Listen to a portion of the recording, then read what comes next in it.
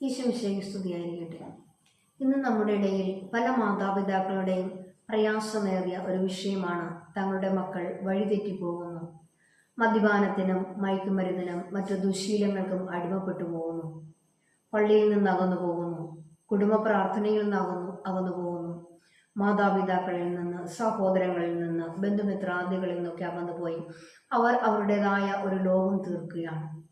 ഈ മക്കളുടെ ഈ പ്രയാസത്താൽ വളരെയധികം മാതാപിതാക്കൾ വേദനിക്കുന്നുണ്ട്.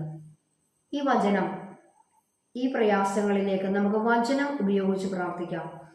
എസെക്കിയേൽ പ്രവാചകന്റെ പുസ്തകം 34-ാം അധ്യായം 16-ാം തിരുവചനം ഇങ്ങനെ പറയുന്നു: നഷ്ടപ്പെട്ടതിനെ ഞാൻ അന്വേഷിക്കും, വഴിതെറ്റിപ്പോയതിനെ ഞാൻ തിരികെ കൊണ്ടുവരും, മുറിവേറ്റതിനെ ഞാൻ വച്ചുകെട്ടും, ബലഹീനമായതിനെ ഞാൻ ശക്തിപ്പെടുത്തും, കൊഴുത്തതിനെയും ശക്തിയുള്ളതിനെയും ഞാൻ സംരക്ഷിക്കും, നീതിപൂർവം ഞാൻ അവയെ പോറ്റും. ഈ തിരുവചനം നമുക്ക് ഏറ്റുപറഞ്ഞ് അതിൻ്റെ അഭിഷേകം പ്രാപിക്കാം. വിശ്വാസത്തിൽ നിന്ന് അകന്നു പോകുന്ന ഒത്തിരി മക്കളുണ്ട്.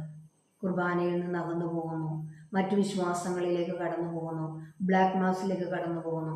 ഒത്തിരി വേദന നിറഞ്ഞൊരു അന്തരീക്ഷമാണ് അവരുടെ ഭവനങ്ങളിലുള്ളത്. തങ്ങളെ മക്കളെ ഓർത്ത് കരയുന്ന മാതാപിതാക്കൾ, സഹോദരങ്ങളെ ഓർത്ത് കരയുന്ന മറ്റു സഹോദരങ്ങൾ.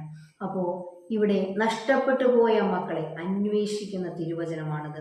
നഷ്ടപ്പെട്ടതിനെ ഞാൻ അന്വേഷിക്കും, വഴിതെറ്റിപ്പോയതിനെ ഞാൻ തിരികെ കൊണ്ടുവരും.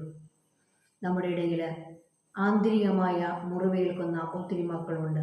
ആ മക്കളുടെ വേദന ആരോടും പറയാനാവാതെ സൂക്ഷിക്കുന്ന മക്കളുണ്ട്. മറ്റുള്ളവരോട് പറഞ്ഞിട്ട് അപഹാസ്യമായി തീരുന്ന മക്കളുണ്ട്. ഇതെല്ലാം വീണ്ടും വീണ്ടും അവരെ മുറിവേൽപ്പിക്കുന്ന ഒരു അനുഭവമാണ്.